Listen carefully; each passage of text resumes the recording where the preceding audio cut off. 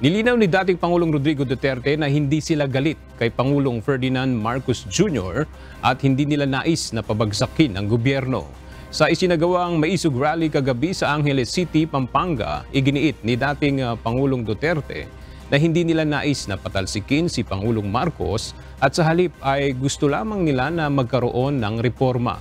Aniya, patuloy silang magsasalita at mananawagan sa pamahalaan upang marinig ang sentimiento ng taong bayan.